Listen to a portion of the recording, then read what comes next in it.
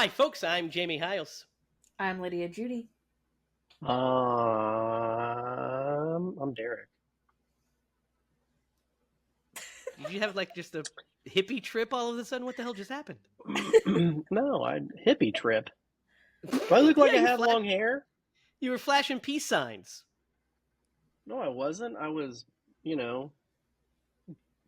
Scissoring? I don't understand what you're doing.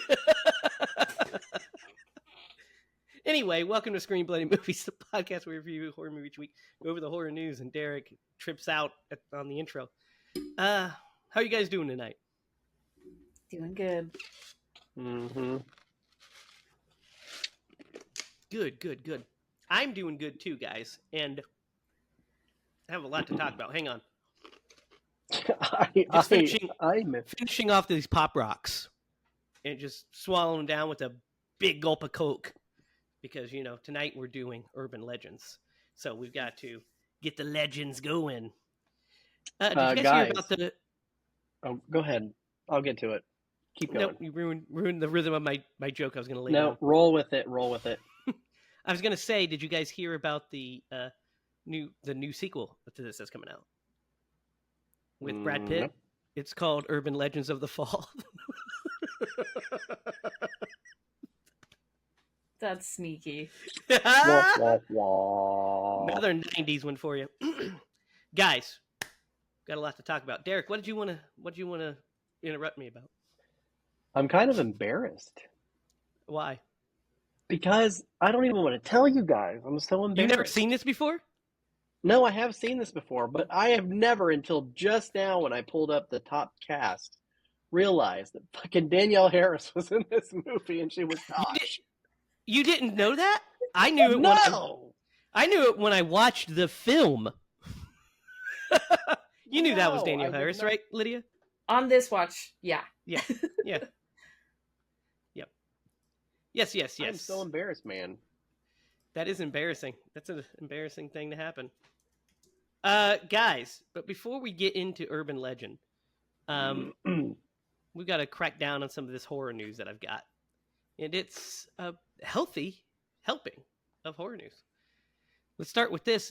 Guys, guess what comes out this month on the 23rd?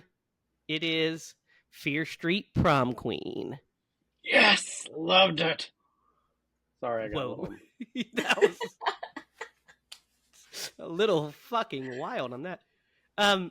Prom season is underway at Shadydale High, and the school's wolf pack of it girls is busy with its usual sweet and vicious campaigns for the crown. But when a gutsy outsider is unexpectedly nominated to the court, the other girls start mysteriously disappearing. The class of '88 is suddenly in one hell of a prom night. Sounds fun. The trailer is now out if you guys want to see it. Trailer looks sick and fun. So we'll definitely be hitting that up here soon, right? Definitely. Yeah. I loved that series. That was one of my favorite series, like more recent. Yeah, they were great TV films. shows. Have we done those yet? We did those, right? No. Oh, we haven't? Oh. No. We haven't done anything like that where it's like, we haven't done anything that's like a series of, except like the sequels. Well, that's what these are. Those are three movies. They're three Well, I movies. know, but they're connected. Like, they're directly connected. It's not like, Jason drowned and then next one he's running around. You know what I mean? It's a little different. But anyway, we haven't done anything quite like those. Sequels? You're right. We've never done those. What are they? No, we've done sequels, but we haven't done... I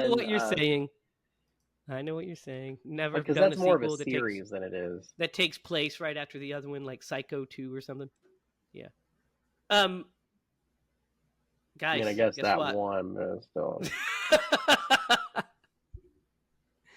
Or the Hatchet movies that literally all start... You know what? Just move on. Just move on. I think the difference is these three movies all came out at once, and that doesn't usually happen. No, they were shot all together. They were going to be released year by year, but then the dark times hit, and they're like, we need content. Let's put these out. That's what we got. You're right. I understand what you're saying. I just was giving you a hard time. because you didn't know what Mhm. sequels were. All right, guys, guess what? Anthony Michael Hall is joining the cast of Wednesday. Nice. Really? Yes, he Interesting. is. I don't know if it A says lot of who he's people. playing. It doesn't say who he's playing, but he has joined the cast, which is cool. I mean, you know, he was famously worked with Tim Burton on Edward Scissorhands. Yeah, I remember that. So Yeah. that's cool. He's kind of going back into that world. Mhm. You both liked Wednesday, right? Yeah. Yeah, I really loved just it. finished it, actually. You When? just finished it? Yeah, last Wednesday. No, I like last month, like within the last 2 months, I just finished it. Nice. So yeah, we'll hit that up, right? That'll be fun. Yeah. Definitely. It's got like Lady Gaga and like a ton of other people in it this season. Exactly. You know, it does. It has a ton of folks. Guys, I want to share with you, Lydia. This is right for you.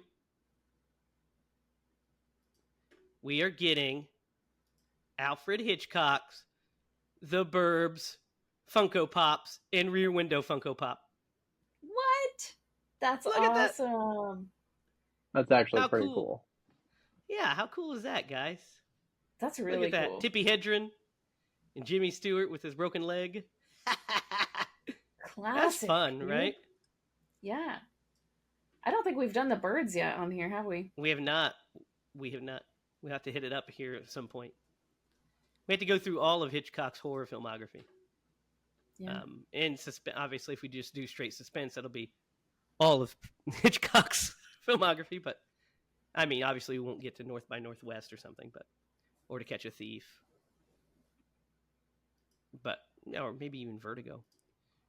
Guys, Matthew Lillard is in talks to join Mike Flanagan's Carrie series.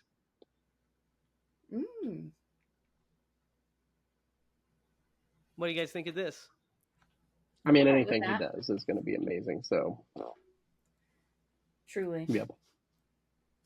I mean, Matthew Lillard just worked with him in Life of Chuck, which is Mike Flanagan's latest movie. That's not a horror movie. The one with Tom Hiddleston, getting great reviews.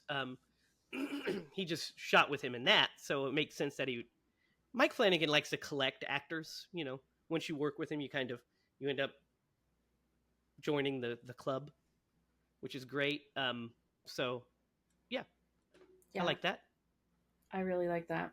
I think Matthew Lillard is perfect in horror movies. He's just good in everything. He's good in everything, but like so good in horror movies. Yeah.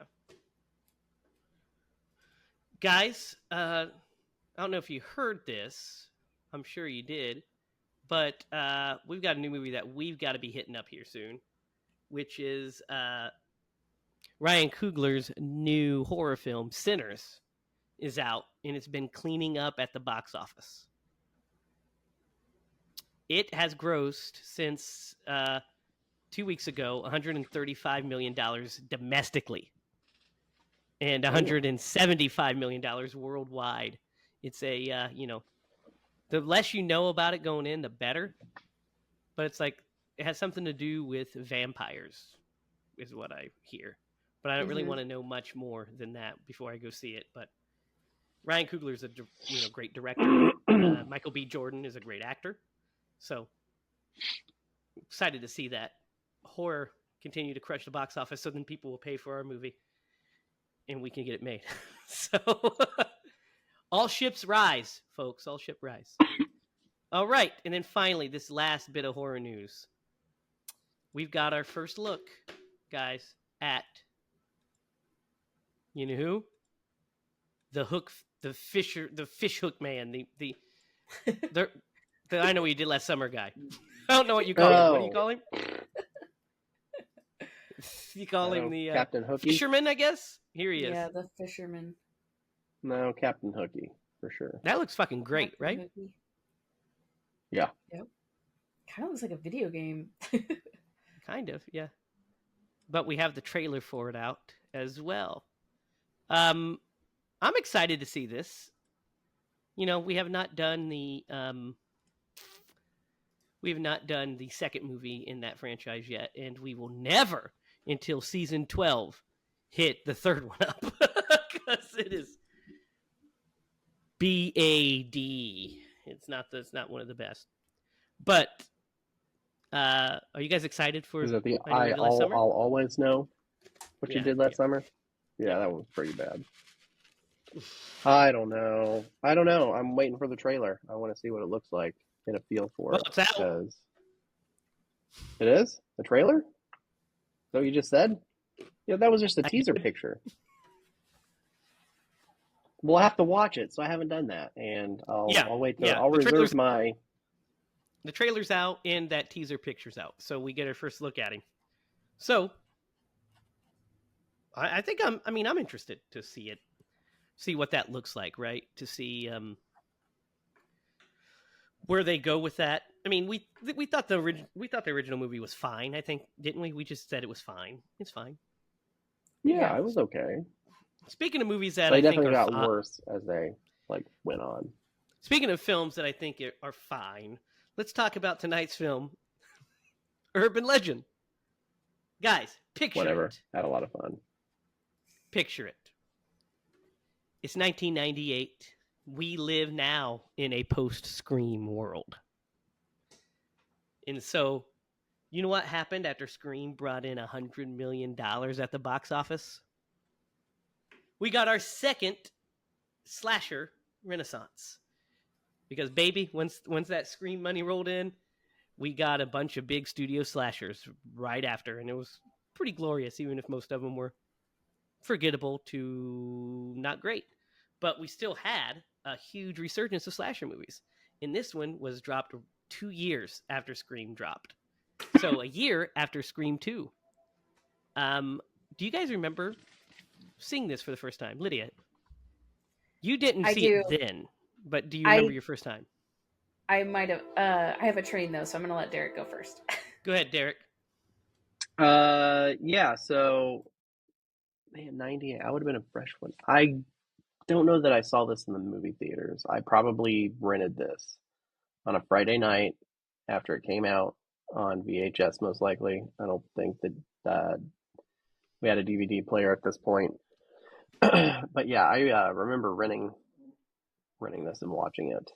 Definitely in the 1998 range. So I watched it early on. Lydia, are you train free yet? Okay.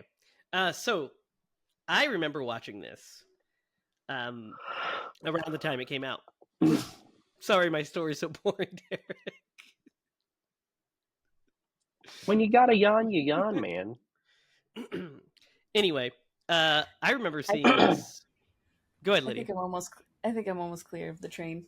All right, go ahead. So what year did you say this came out? 1998. 1998. Okay, so I'm not exactly sure what year it was that I saw this, but I have a feeling I saw it after I saw Scream, and we know that I saw that at a pretty young age. So whatever year it was that I saw this, I really was scared, but I also really enjoyed it in a way where when I saw Scream, I was scared and did not enjoy it because I was terrified out of my mind. And this one, I kind of understood, okay, this is kind of just like a thrill ride that, is fun to go on, and I don't really care. Yeah. I mean, you don't have any real attachments to the characters, which we'll get into. Yeah. It's not like, Sidney Prescott, who you want to live desperately. You're just kind of sure, I guess, but we'll get into that. I remember the first time I watched this because I remember seeing the trailers when it came out. I'd already watched Scream. I was a big Scream head. I loved those. And I was like, ooh, this is kind of like Scream. This is that new slasher renaissance. And this was before I became started going through the whole history of horror and stuff. But there's one reason I watched this movie. Can you guys guess why 1998 Jamie watched this movie? So one reason. Harris. I mean, no, I can I didn't know she was today. in it. No, come on. Oh. It's pretty simple. It's because it has Robert Englund. Robert Englund, yeah, I know. Which Robert I Englund was in totally this. forgot. When I picked this movie, I completely forgot that he was in this, and we just saw him last week. So I remember seeing the trailer, seeing Robert Englund in it, and I was like, "We've got to rent this," because I was a big Yes, Fred head. of I was course. like, of "Oh my course. god," you know. So I remember watching it. I think we rented it on. This would probably be VHS still. Yeah, it'd still be VHS, but we rented it and I watched it, and it's fine. I've seen it several times since.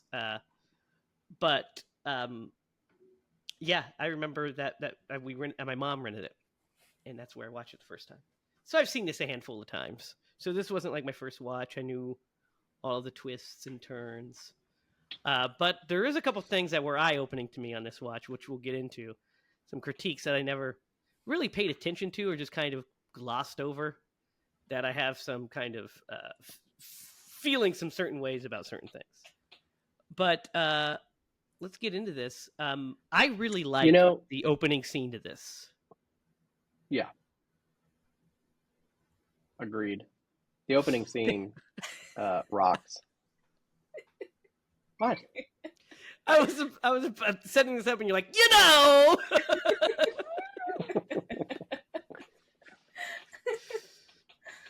So it just was awkward. But no, the opening scene to this is really good, I think. Yeah, the opening scene with the car, the passenger, Brad Dourif. Yep. Brad Dourif. I was like, holy shit, Brad Dourif! What the hell? Like, I forgot he was in it. I don't know if I knew any of these people at the time, and now I'm recognizing people left and right. And I've seen this movie like several times since my first watch, so I don't know.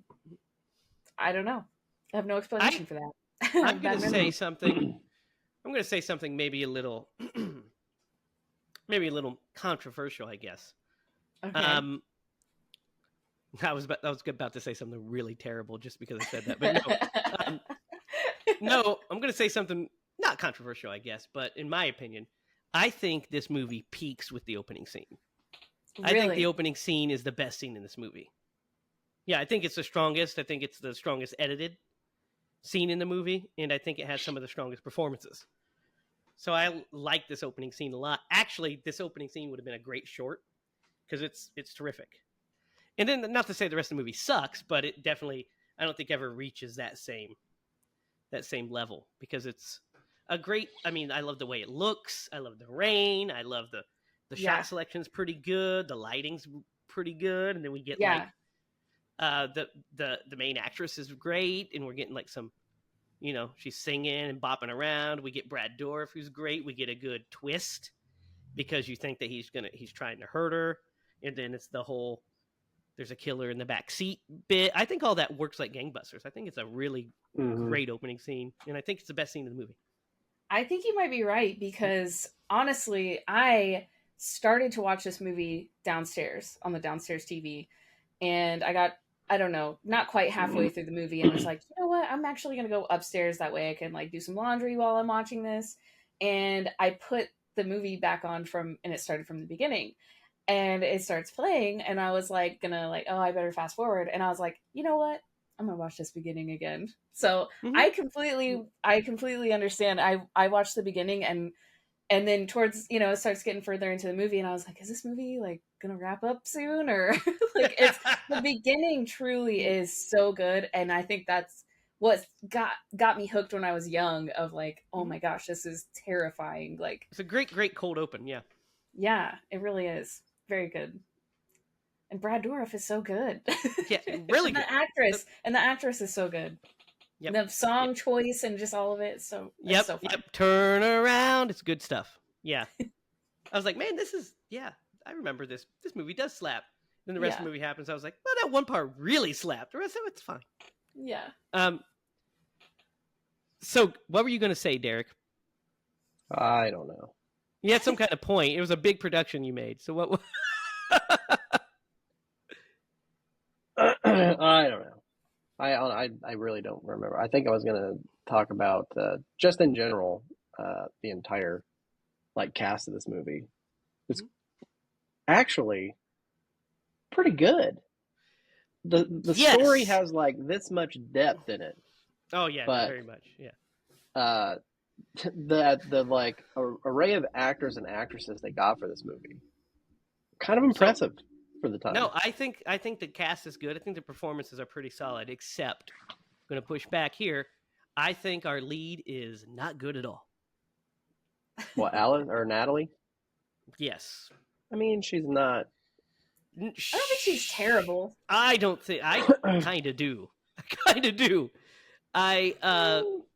She's just, and I noticed it this time watching it like big time.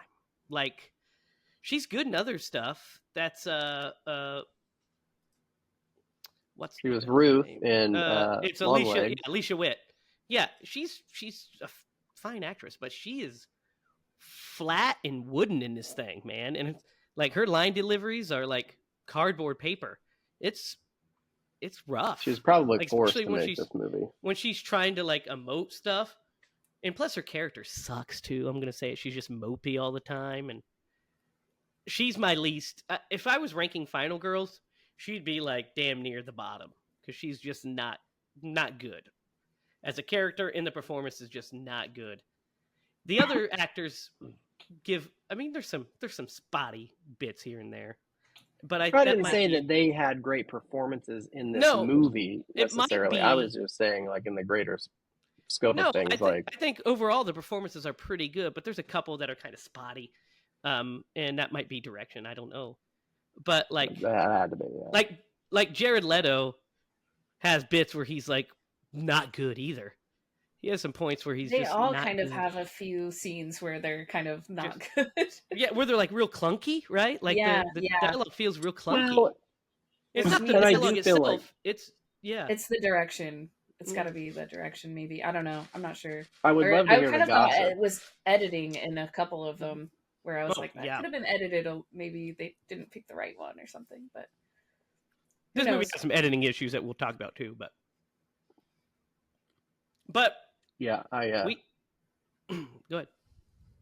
I would love to hear like any of the gossip that happened on this movie, because like, so Michael Rosenbaum's character, I kept thinking of Randy every time that he was on screen for some reason from Scream, except if Randy was like trying to overdo the scene. If he was a chode, bit of a chode, yeah.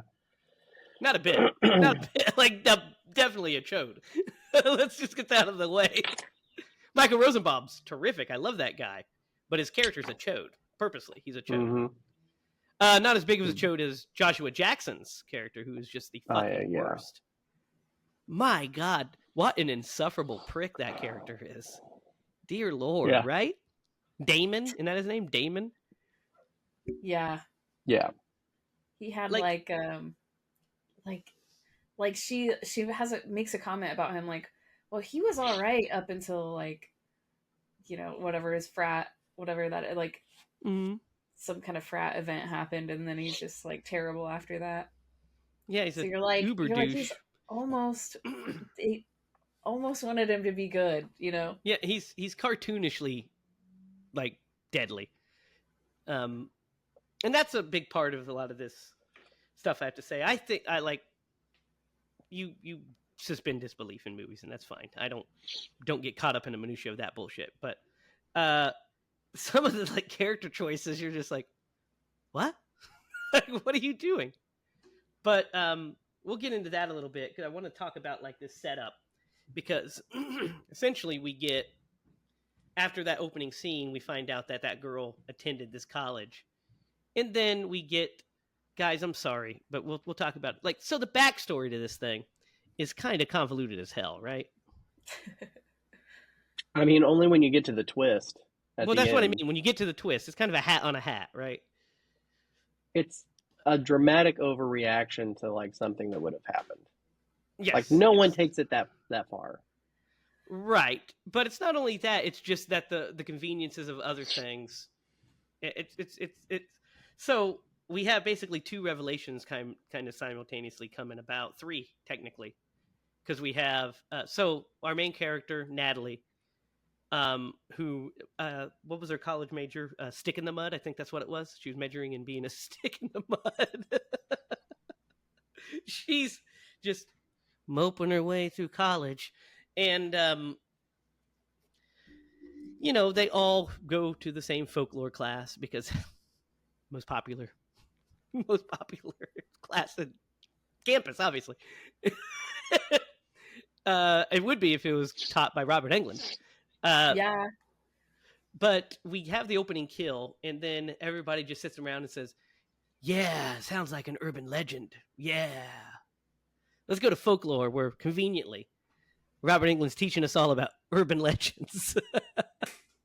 And we get this great scene with him in the lecture hall, where he's basically describing it. And I love him using like the When a Stranger Calls as like the urban legend. Mm-hmm. The babysitter and the calls coming from inside the house, that whole bit. And then when he calls her up, and so I've got to say, Marisha Gay Harding in this movie, fucking fantastic. She's great in this movie. Oh yeah, the Rebecca Gayheart. I'm sorry, I meant to say Rebecca Gayheart. Rebecca Gayheart is fucking great in this movie as what's her character's name? Fucking Brenda. Brenda. She's great all the way through the movie. Like, she really is. She gets to be like the best friend through most of it, and pretty funny, and what the best actor of the bunch. She's for sure. She's like the most memorable person in my mind when I think of this movie. I think of her for good reason, I guess. But yes, for sure, she's fucking great in this. But so they do the Pop Rocks bit, and this is where we get to see Damon being more of a dickhead. What did you guys think of this scene in Damon? I love it. I think it's so fun. I think it's so funny. It's great. I love seeing Robert Englund. I was like, thought he was even better in this than he was in the last one. I just like what a cool professor to have. Like, I love that. And then, her not wanting to drink the soda kind of like gives you a little bit of suspense. Mm-hmm. And then he comes up and pulls that stunt, and you're just like, that son of a bitch. Yeah, but he's just like, he's so insufferable that you're like, God, I wish it would have fucking killed him. Yeah, and you see like Robert Englund is just like completely like rolling his eyes, like not phased. Yeah, it's like, thank you for that. Yeah, Robert Englund reminds me of Mr. Stratmeyer in this role. Derek, he reminds me of Strat a lot. Like, just I could see that. Kind of fun teacher that just doesn't give any fucks by that point. He's seen it all. He's just like, sure. Well, whatever. and even in that scene, like he kind of rolled. I mean, it's kind of far away, but you can tell like he knows this is a performance, and he's just like, okay. Yeah. Yeah, it's helpful that I knew it was a performance, but like if you don't know, you're not really paying attention to what he's doing. Yeah. Just completely ignoring the child who's dying on the stage, Yeah, just like whatever. So, it's really funny. So, Danielle Harris's role in this is one of the most pointless roles of all time, by the way. Yeah. Her character literally consists of meh, emo, fuck you, sex, and then she's dead. I do like the first scene we see her, she's getting like railed from behind. But it's just like, we're introduced to this character, and she literally, like, her entire thing just being antagonistic and like sitting at the computer and saying like shit that people don't really say, but that's okay. It's like so funny. I was just like, well, as I was watching this, I was like, why didn't they just cast Danielle Harris as the lead of this movie? Been way better. Way better. True. That could have been, without a doubt, would have been a way better movie. I was just like, I don't understand this. But anyway, and I love how old Damon comes to her house, and he's just like, we're going to be doing this stuff. We're going to pierce the dog. It's like his lines, like his funny lines are like overly forced, I feel like. Like when he says, oh yeah, I'm going to miss her because she gave great head. Get it? And you're just like, yeah. Your eyes roll back so far back in your head that they come back underneath. They like do a complete. I heard they were Yeah. nominated for like best screenplay. I don't think that I'm was kidding. ever a Obviously, nomination it was they a had. joke. It was a Um, joke um, for anybody who took it but seriously. but yeah. So what do you think of so this bit? Damon comes in and like, when you guys first watched this, do you remember thinking they're like, oh, maybe he is a good guy, or did you immediately be like, he's going to try to bang her? I mean, I don't know. I don't know that I really thought that much into it until I got in the car, and I'm like, oh, obviously he's Yeah, obviously he's mainly yeah. because of the absolute remote place that they went. Yeah, hey, let's go talk. They don't go to a cafe or a diner. They go into the. Or sit on the steps outside the school. No, I'm going to take No, you they to drive an to. isolated woods They where drive no to one can hear you fucking scream. They drive to fucking Okie Pinokie. I mean, and at some point, and again, you do have to suspend disbelief, but at some point, if you're her, you got to be like, so where are we going? This is a great spot in the woods. Yeah. No to How one did goes she there, not it's ask fine. that at all? talk. Why That's can't what I'm you just saying. talk in the room that you're in that no one else is even in right now? Well, because she needed to get out of there because of old Danielle Harris, being a bitch, I think. And Yeah, I she's like, I guess. just got to get out of here. So she goes and gets out with him. But it's like, yeah, it's like not at a cafe, not at a diner, not on the steps, like Derek said, not, at the library. It's in the isolated woods. And then he's just like, my girlfriend, she died. And she had like a syndrome and she died. And that's when she's like, I see what's Yeah, happening here. yeah. You know, the best thing that could have happened at that moment, her like get little squinty eyes and be like, Damon, are you a virgin? Because who the fuck falls for that shit? Yeah. Come on. Yeah, like, how Why? do you even think that that's going to work? Because with her, it probably, especially. well, because he thought, he looked in the mirror and realized he was Joshua Jackson with terrible bleach blonde hair. He had just listened to the recent Eminem album that dropped, dyed his hair.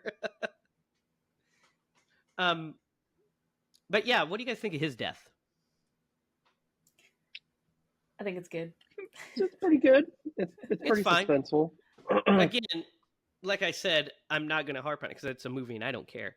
But you have to, once you find out the twist, you have to really suspend disbelief on a lot of these kills. Because how does she overpower him and lift him up into the tree and wrap it around? You know what I mean? It's fine. It's a slasher movie. You got to go with it. And I went with it. I had no problem. But I was like, when you're watching, you've seen it enough times, your mind kind of wanders and you're like, how the fuck did she do that? Yep. I was thinking the same thing. But I like the urban legend and I like seeing it played out. Like, that's so fun to see, like, his shoes like squeaking on top of the car. Like, there's something so haunting about that and disturbing. Yeah. What's interesting is that she doesn't she doesn't have the trouble starting the car that he does, which I thought was going, Didn't she? but She had a not little trouble. quite.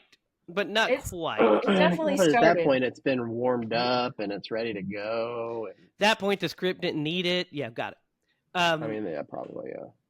But I do like that when he starts his car after he warms it up, does all that weird shit to it.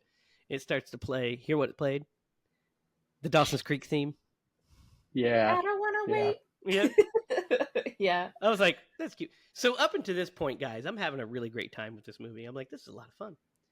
I mean, those little complaints, besides the lead just not being very good to me, I'm like, this is fun. This is fine. And then, like, Jared Leto's character, Paul, is weird. Paul is You mean like the weird character is written weird? Or he portrayed it weird? A little bit of both. I think he portrays it as fine as he can.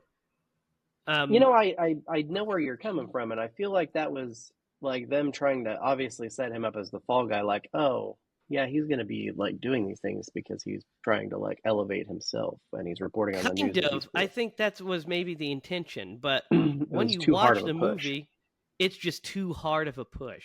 Exactly. Yeah. Because that's just his entire personality is, I'm going to be the, it's like, look, guys, I make movies. I'm a, we do the podcast. I'm a director. I write movies. I do that.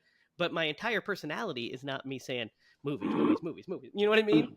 But his is like every scene's like, gotta get the scoop. You're like, what are you talking about? We're eating sandwiches, Paul. Hey, did you guys see the new Star Wars movies trailer? It's coming out next year. Yeah, I got the big scoop on it. What are you talking about, Paul? You work, by the way, you write for the college paper. It's like the most important thing in the world. Yeah. So what do you think about old Danielle Harris's death? Because this one I kind of have a problem with a little bit. What do you guys think of it? I thought it was scary. It is. Yeah. I think that's such a scary concept that always stuck with me. At least they set up the fact that, like, she goes to flip on the light and then she's like, no, I got yelled at the last time. Yeah. And at least they set it up. They did a good job of, like, oh, this is par for the course for making noises and correct, but whatever. Like, but it's but it's a little stretch. It's a bit of a stretch. Yeah, it's a big stretch. That she's like, oh yeah, she's like apparently getting like the railing of her life or something. Like, I don't know what's going on over there. But the fact that she doesn't even peek or look or check and the fact that she puts on headphones and falls asleep. What are you talking about? Guys, let me tell you this. If I walk in, we share a room, and one of you guys are banging, I'm gonna leave. I'm not gonna be like, well, probably gonna go lay back down. You guys do you. I'm just gonna listen to my bird sounds as I fall asleep. Ah, yes, the woodpecker. Excellent. Like, what are we doing? Yeah, good point. I would think I would leave as well. I think it would be maybe more believable if there was literally a door there. But it's scary that she's murdered in the same room as her and she doesn't know, and it is cool when she wakes up the next morning and sees the note and everything. Mm-hmm. It's a little ridiculous when they're like, oh, it's clearly like a suicide of some sort. You're like, what the fuck are you talking about? Okay. But it's a good, like, I do like her on the computer. That bit is silly as hell. The fact that she types, any goth guys want to hook up is fucking hilarious to me. I mean, some of this movie, and maybe it was meant to be that way because it is urban legends, but like it was a bit of a parody of a movie. You know what I mean? Because of the way that some things were just so over the top. Like that. Who the fuck? Like, what chat room is that? Chat? There's no names. Like, there's no safety at all. There's nothing. That. Like, there's nothing, and there's no way to identify. Like, so when she's like, where are you? And he says in the chat says close, right? Yeah. My question is, like, how would you know that? Like, how does this chat room work? How would you know you know what I mean? When she says, I'm in room 4-8B in Haven Hall, then you're like, oh, I'm close to you. But like, she just says, any goth guys down to slam? And it's like, I'm game. I like doing lithium. Me too. Who doesn't like hitting up the lithium? Like, what are you, fucking Energizer bunnies? Like,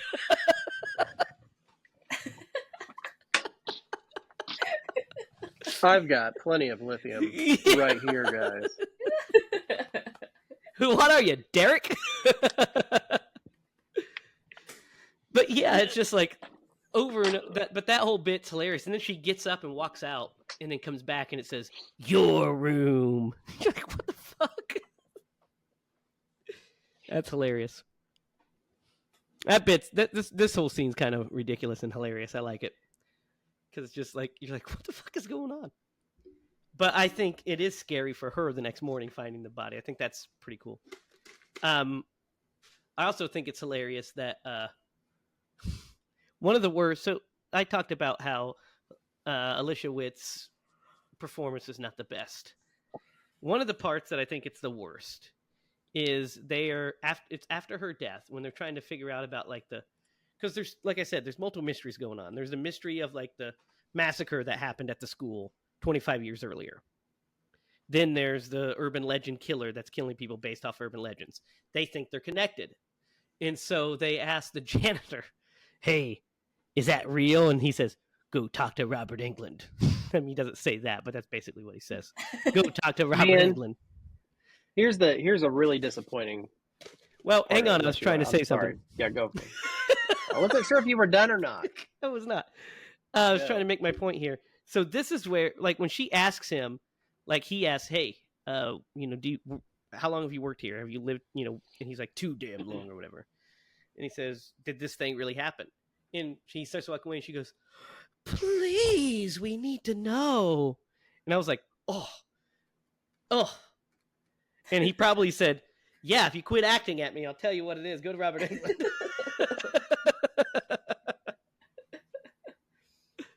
What were you saying, Derek? So rude.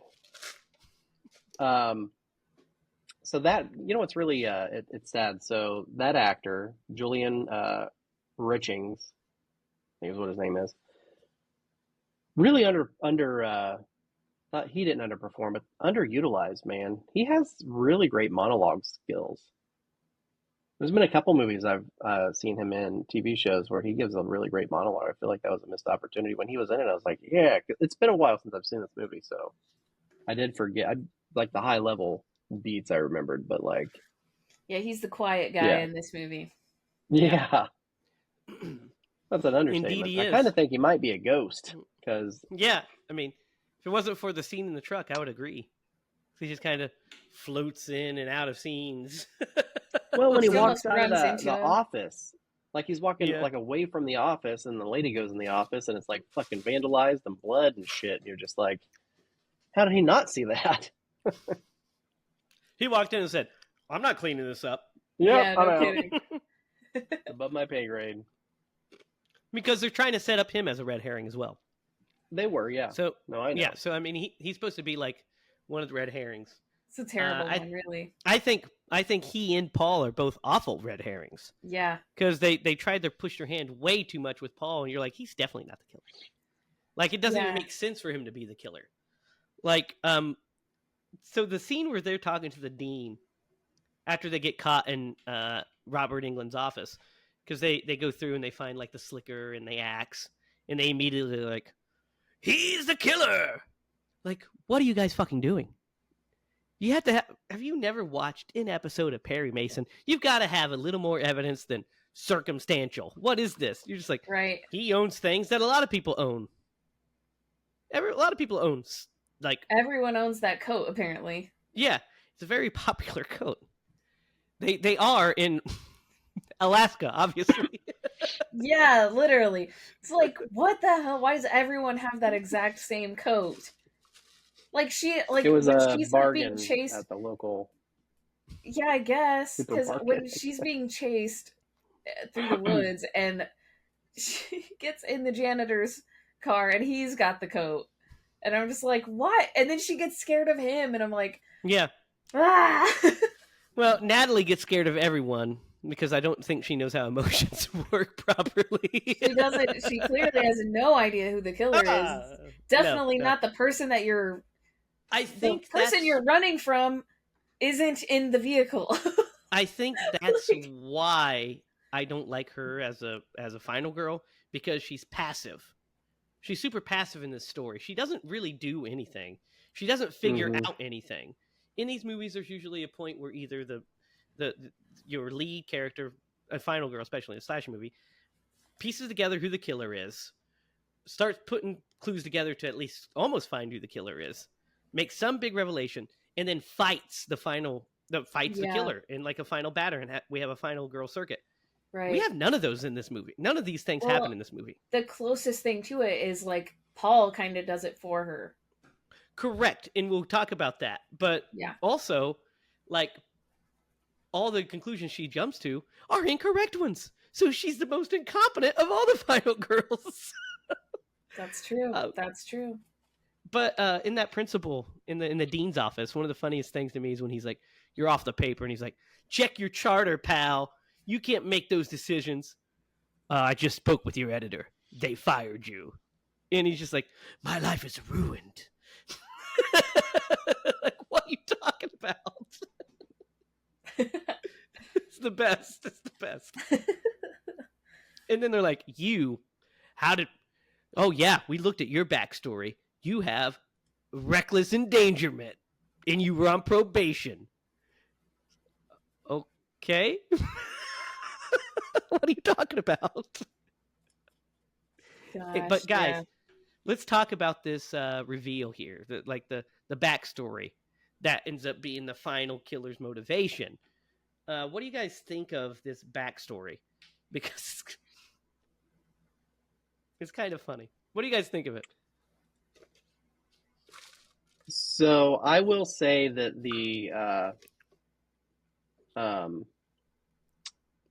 what am I trying to say?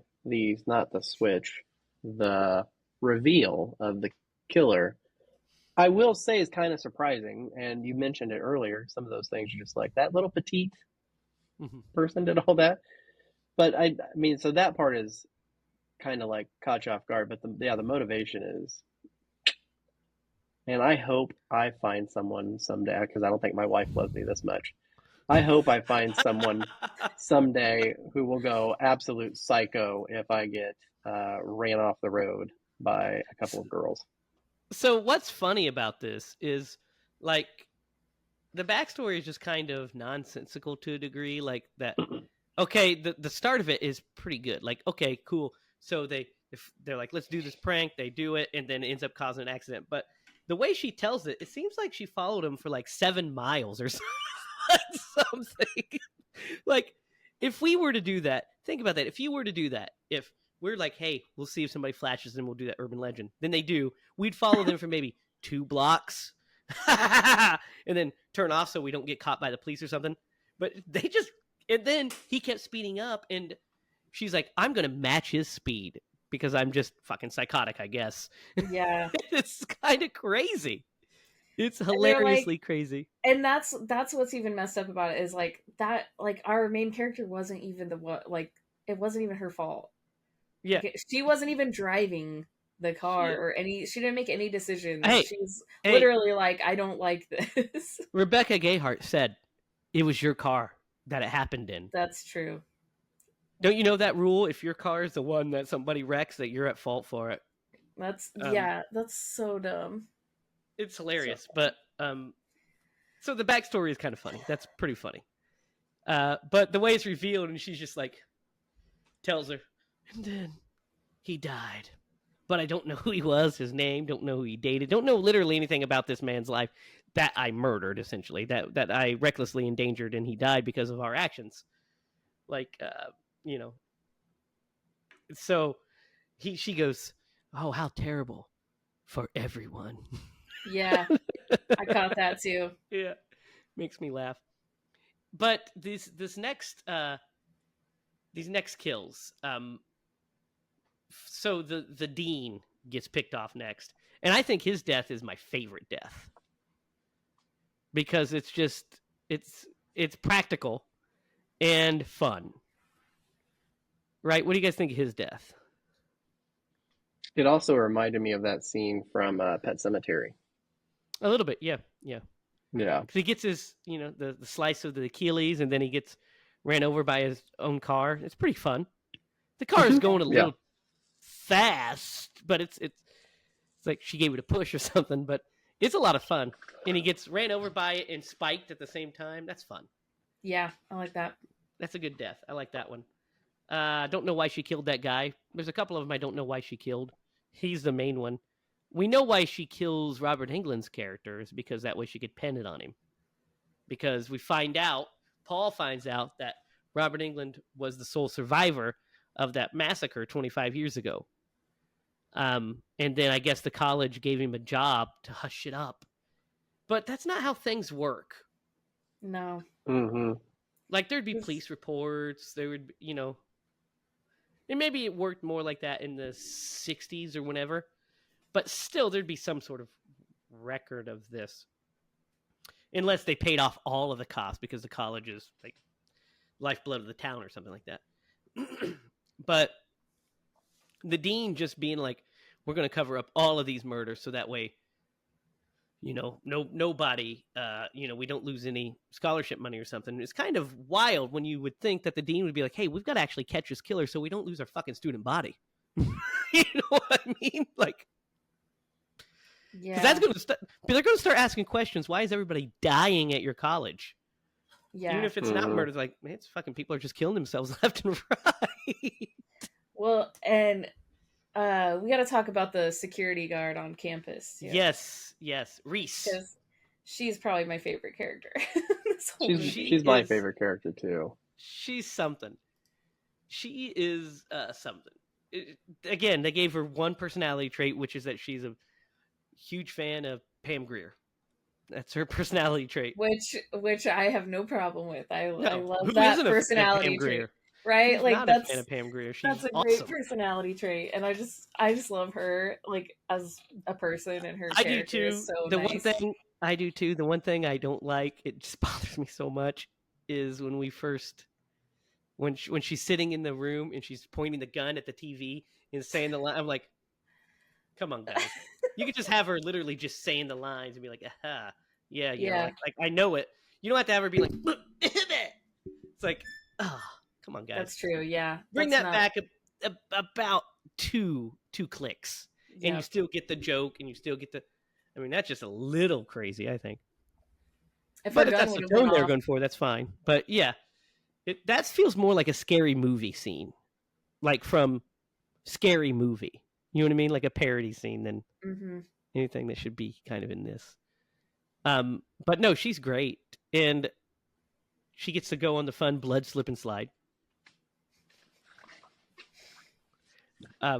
We also have, at the same time, Paul tries to call the police, but the dean told the police not to answer any calls because there'll be prank phone calls.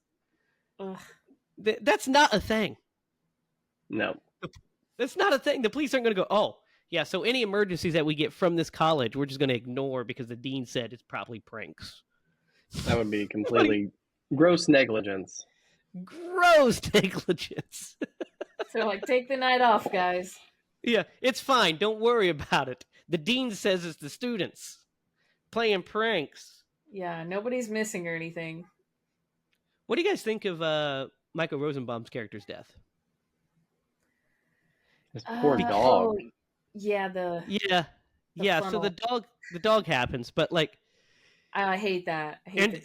I really hate the editing in that part. It is awful. I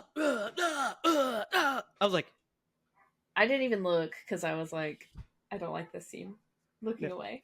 It's not good. Don't like that. But his death it's super contrived because basically she has to know that he's going to throw up in that bathroom, and then she's going to attack him and then tie him up, then pour the Pop Rocks down his throat with the funnel, and then the drain cleaner, which I love the drain cleaner and Pop Rocks. I think that's fun. That's cool. Yeah. But getting there, I have a problem with. Yeah. Especially since, and like I said, I let these things go, but today my mind was wandering while I was watching it. The death is fine. I can get behind that. But how does she get him out of that room, of that party, that tiny bathroom, to take him to this abandoned place where he's like dead? And where she sets up the final girl reveal, which is a classic slasher trope, which I love and use. It's a great trope. Here's a little inside baseball. There's a scene in our movie where we have I'm not giving anything away. I'm not going to give characters away or anything like that. But there is, of course, the final girl gauntlet of some sort where she finds certain of her friends dead. And there's one character in there that I was like, oh, she's in there. They're in there. There's a character that's in there. But I'm like, okay, so this character's in there, but I killed her over here. So I literally had to say, so how did they get him there, or should we change it to where it's something else? And then I watched this and I was like, it doesn't fucking matter. that just is. You know, why am I putting too much thought into this? That's the way these things work. So I had to go through the logistics when I wrote our film. Like, okay, so these are the characters that can be in this scene because they are killed in this proximity, and the killer could conceivably get them in this room. The screenwriters for this just said, fuck it, everybody's in that room.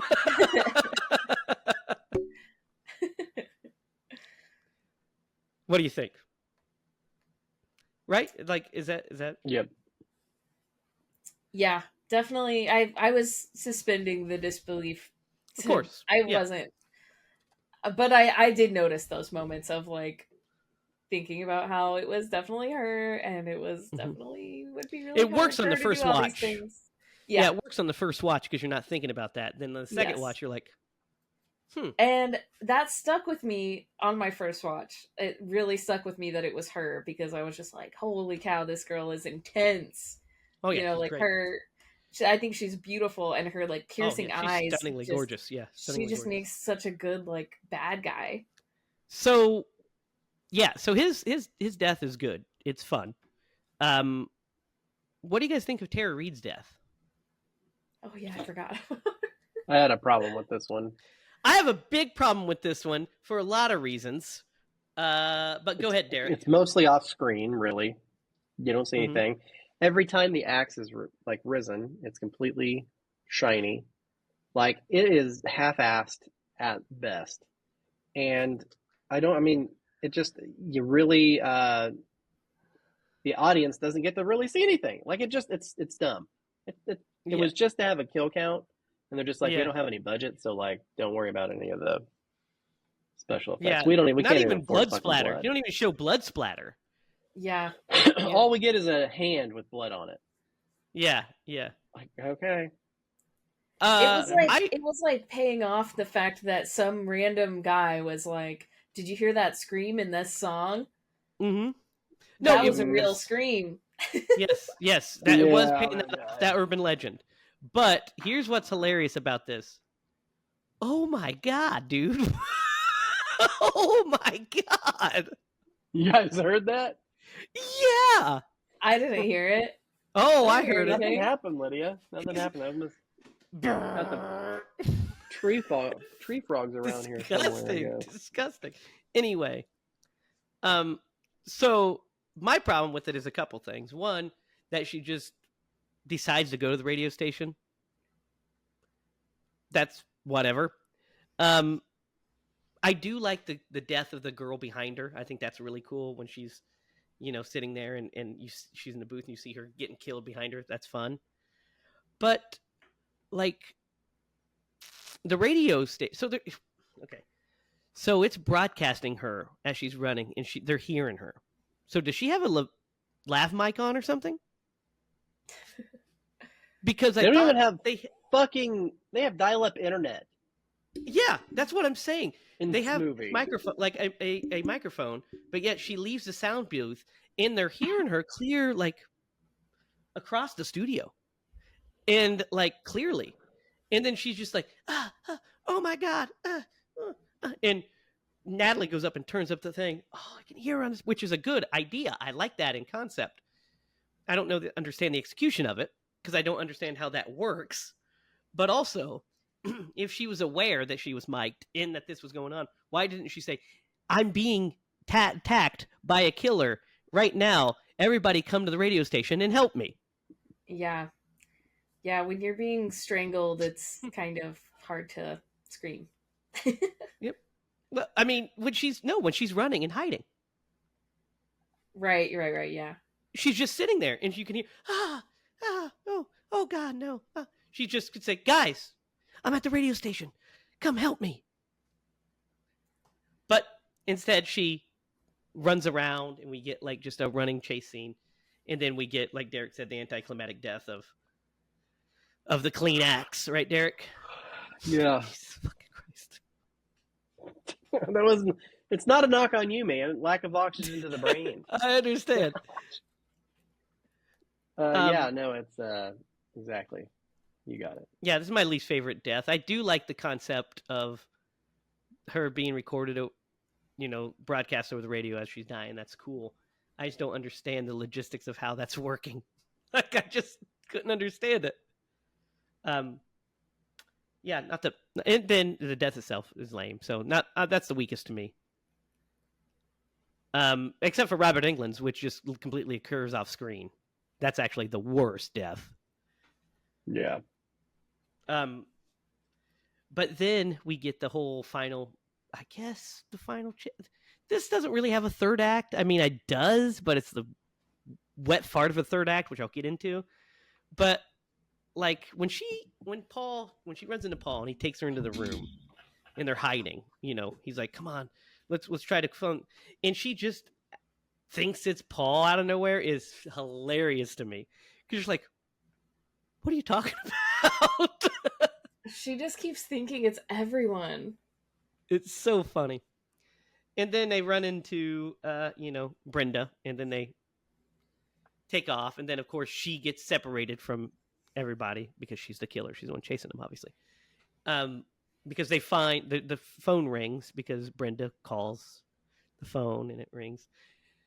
Quick question, guys. While I'm thinking about it, guys, when she calls and talks to Michael Rosenbaum, how the fuck does she do that?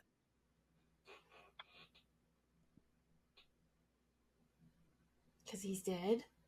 No. How does she talk to him? Because it's a male's voice talking to him about the dog. Oh, voice changer. We never see a voice changer. No, we don't, but that's what you just have to be like. Oh yeah, they're yeah, using yeah. a voice changer. Yeah. It's implied. I thought that too. Yeah, that was weird. It's like, I mean, surely you would show how that's done to wrap it up, but they don't. But they It's can't. just like, They couldn't do that. No way they could do that. After Scream. Yeah, I mean, yeah, well, yeah. They could have it fall out of her pocket onto the floor and have an awkward, like... Yeah, but like stare. Lydia said, it's Scream at that point. I know it's that. Scream I know point. that's... That's why I said that. Yeah. Maybe they had that. And they're like, oh, yeah, Surprise, it's on the nose. Surprise, Cindy. But, yeah. So, the janitor bit where she thinks he's he's the killer as well. Gosh, I was so annoyed by that point. I was like really over it. I was like, all right, let's wrap this up, guys. Yeah, just it's going on a little too long. With this poor nice janitor that is just like a quiet guy that just is like, all right, fine, I'll freaking help you, even though every time you see me, you about pass out of fear. So, like, I've got a serious question. Exactly, yeah, she does. I've got a serious question for you guys.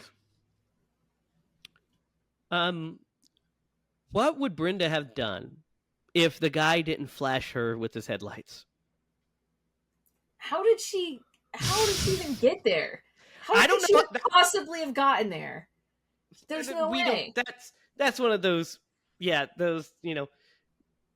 disbelief things, suspension of disbelief. Sure, I agree. Like, how did she get there? But what's funny to me is her plan hinged on, like, so, the fact is that she's coming at her with the headlights off, and Natalie says, "No, don't flash it," and she flashes him, and then she spins around and starts chasing him.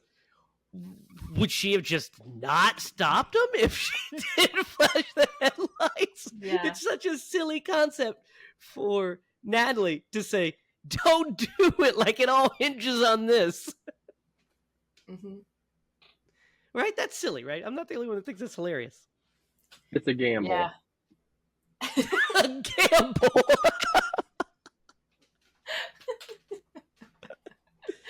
It's definitely something. It's like, what are we doing? It's hilarious. I love it. So this third act is just not good to me. I think she's great in it. I think Rebecca Gayhart's great in it when the reveal happens. She's tied to the bed and she's like giving her like little crazy eyed speech and everything. And we get the motivation, which we've already talked about is not great, but it's just like she's tied to the bed. She's like going to kill her, essentially. And she's like, I'm going to do the whole, missing kidney thing. And it's like, oh, okay, sure. Selling on the black market. She's like, haha, but I don't know. I'm just going to start stabbing things. I'm just going to grab whatever organ I can. And then old Reese comes in and... You mean Did Paul? I just fart again? No, Reese comes in first. That was my... Yeah. See, oh, yeah, I guess she did. Yeah, she did. Yeah. Reese comes in and holds her at gunpoint. And I don't know about you. I mean, I would just fucking shot her. Yep.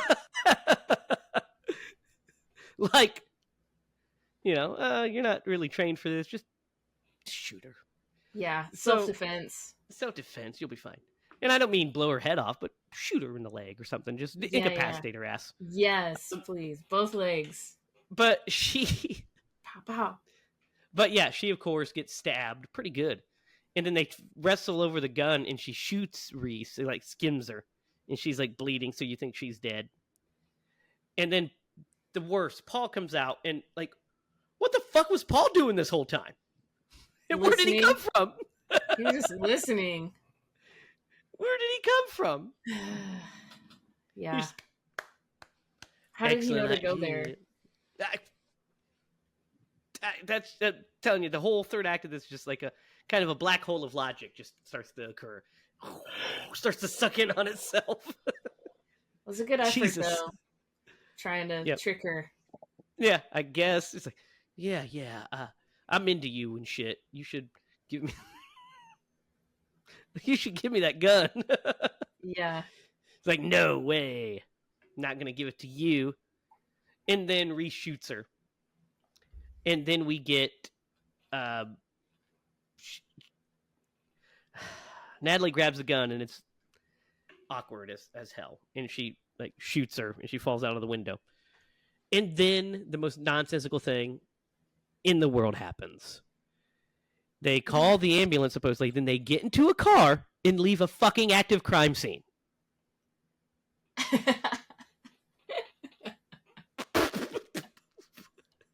What are we doing? And she says, what about Reese? The ambulance is on the way. She'll be fine. What the fuck are you talking about? How about you stay there? You put pressure on the wound. You make sure the lady doesn't die. You are there to answer questions with the fucking police. But no, let's just drive away. It was merely a think of flesh that. wound. That I thought about it immediately. I was like, flesh wound. where the fuck are they going? Like, what is going on here? Where do you need to go at this moment? It's not like the police have arrived and they search the area and they couldn't find her, and then they get in their car to drive away, and then she pops up. Instead, they're just like, nah, I'm sure she's dead. Let's get in our car and drive away before the police get here. Like, what is going on? Also, how is she not dead? Because slasher movie. That's fine. I have no qualms with that. That is They just a come back. trope, and They it's always good to come go. back. They always come back. It's good to go. Like I said, I'm not gonna shit on the movie for that sort of stuff, or any of like those other nitpicks. Those are just questions I have. I am gonna pick on the movie for this dumbass decision that they just get into the car and fucking drive away, because that just makes no sense. That's just kind of wild to me.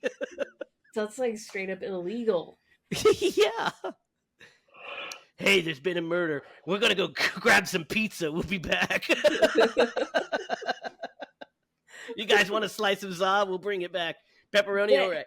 And like the police aren't coming because they think it's all pranks. They did until now, because we hear the ambulance coming and we hear the police sirens at the end. But it's like, I just don't understand any of like that. And then the final scene is like just when they wrestle in the car is just, it's like again, a hat in a hat. It's an unneeded scene. You could have had a chase throughout that whole building that they're in, and then ended up on the where they are in the room, and she's shot and falls out of the window. You could have had that, or you could have had the chase scene in the car earlier. You know what I mean? It's just like kind of, they're like, we really want this to end with her in the backseat trying to kill them, like at the beginning. I get that as a bookend, but you've got to make it logically make sense to be there. It's just kind of there. And so they fling her out of the window, and she flies into the river, and dead man floats. Luckily, she has like a life jacket underneath that giant coat, I guess. It's fucking dead man floats down the river. And then we get this. What do you guys think of this? Well, so, first of all, what do you think of that whole third act? Boring. Get it out of here. It happened. Yeah. It happened. It's like one of Derek's noises.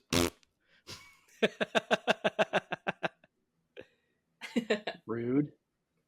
You did it on this podcast. Like literally on this episode. I mean, it's a natural thing that happens to I'm not talking everybody. out of school. I'm not telling tales out of school here. That means Jamie's leaving it in. Yeah, for sure. But so yeah, I'm not a fan of it either. It's just not the best. What do you guys think of this actual ending? With the guy telling the story, and we kind of get a repeat of like the scene with them. And then we I can't reveal that tell she's in. if they were going for like she is continuing her rampage, she survived, or the story ended differently. I don't know. I really don't know. Does that make sense? I thought it was crazy because I was like, they're these kids who are all like really young, fresh face looking kids, and then they're probably thinking like, what is this like 40-year-old doing here? I was thinking that too. Like, and also, how did this school and readmit her? Literally, like it makes no sense at all. That's the worst part of the whole movie is just that stupid ending. Yeah, Yeah. I know what they were going Aliens, for. They man. thought it would be cool. They thought it would be cool and like like clever to be like, oh hey, we're gonna show. This is how we're gonna show she's still alive because she's gonna be It would have made sense if she was at a different college Different or something. school, yeah. That's what I was gonna say. How would she possibly get away with being in the same And school? maybe it is a different school, but I always felt like it was like a No, different. it looked like it had the same. It looked like the same school, like the aesthetic. same Yeah. couches that they were sitting on. It is the same school. I think you're right. But it's just Derek. You They're are talking about- struggling. They're here. talking about the murders Yeah. that they're talking about the murders that happened, like the massacre that happened. So it has to be the same school.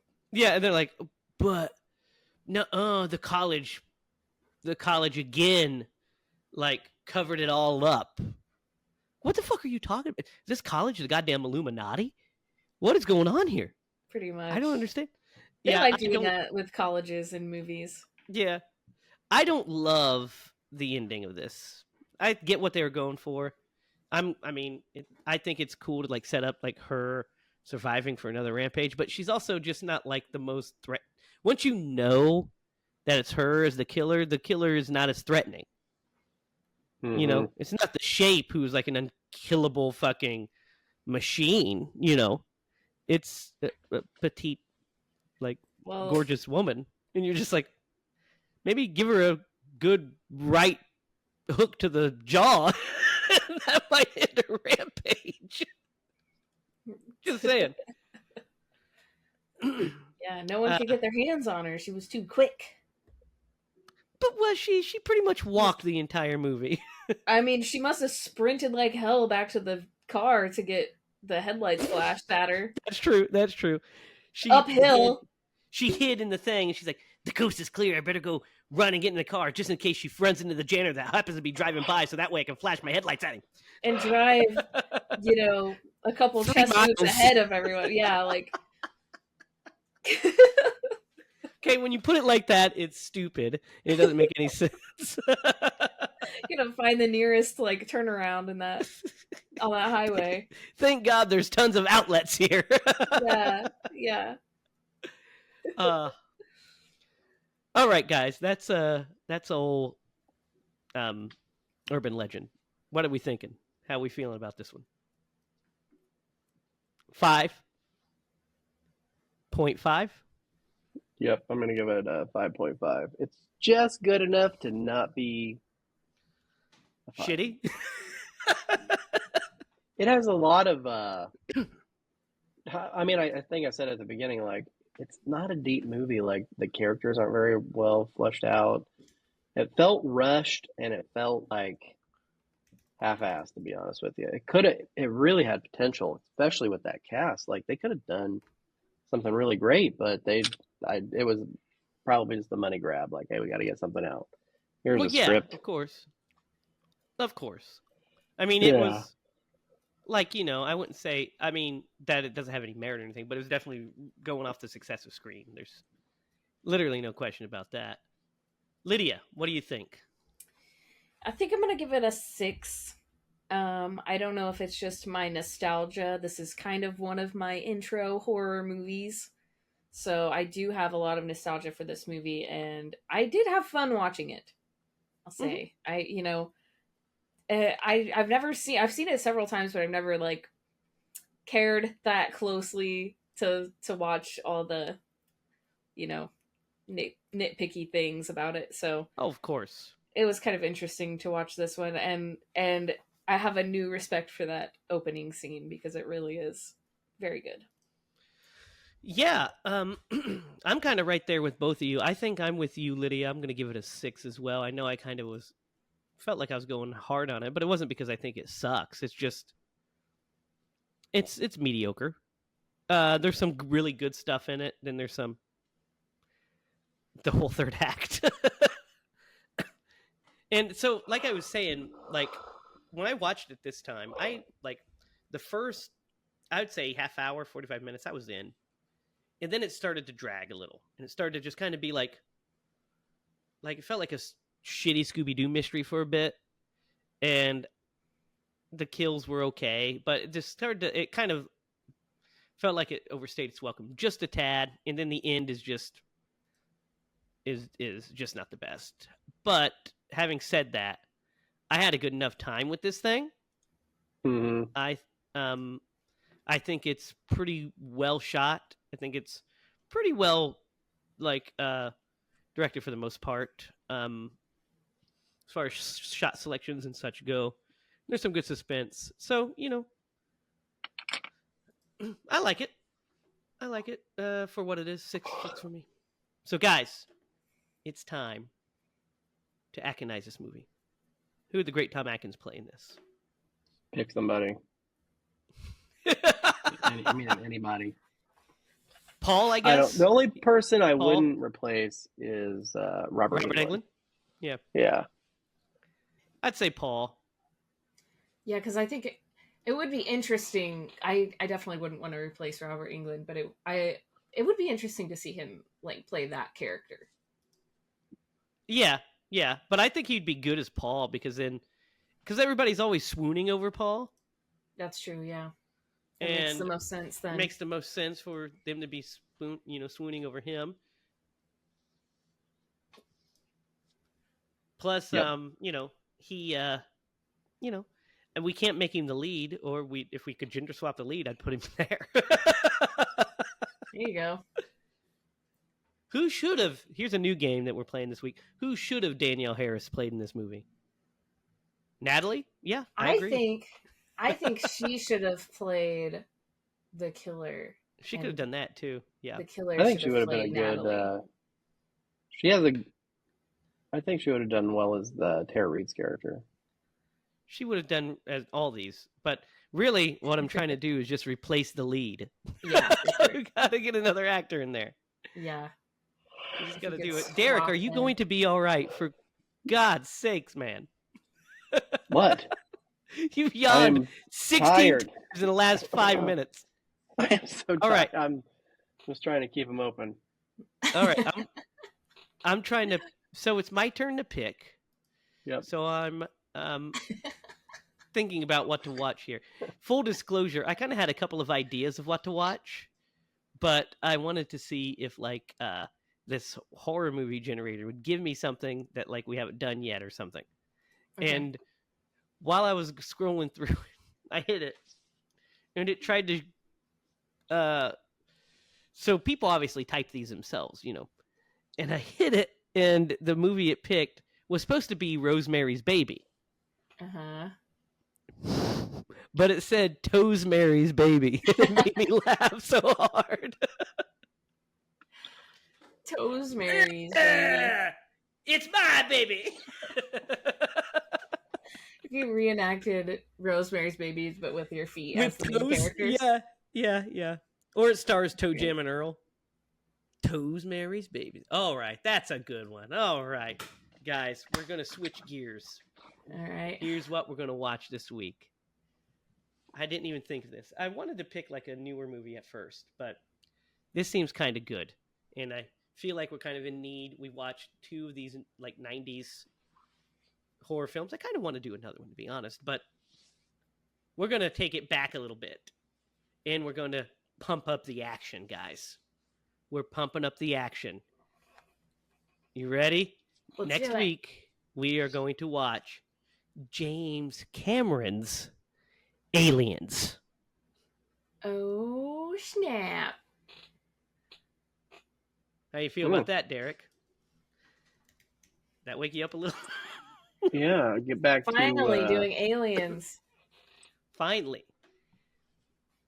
So, Aliens is streaming on Hulu currently. Derek, You don't can- go to the light. Yeah, no kidding. Aliens is currently streaming on Hulu, YouTube, Apple TV, Amazon, Disney Plus, Google Play, and Fandango at home. Or you can own that bad bitch because it's Aliens. And Right. you should own it. Get away from her, you bitch! That's what I say. Right? Right? Mm-hmm. You know the bit. Derek's It's going to be a sneezing. fun time. This is going to be a fun time. I think we're going to have a lot of fun with Aliens. Yes, I almost picked it a couple weeks ago, so I'm excited. Good. All right, guys. So that's our show. Next week, tune in for James Cameron's Aliens. It's going to be a blast, I think. This movie, tell us what you think down below. Were we too harsh on it? Were we not harsh enough? Because, I mean, I did give it a 6 still. So did Lydia. So were we too harsh? Were we not harsh enough? Do you have a soft spot for this movie? Do you want us to do the sequel? Let us know in the comments, because we'll definitely hit it up. I have some fond memories of the sequel as well. So below in the description is the Indiegogo for the flick. So go to that, click on it, donate, help us make our movie. That'll be like this movie, like Urban Legend, but better, hopefully. So we're hoping that you guys can see that soon. So go down there, donate, comment down below on your favorite slasher movies that you want us to do, any horror movies in general. And we will see you next week. So for Derek Lemaster and Lydia Judy, I'm Jimmy Hiles. And remember, if you're going to snore bloody movies. Rude.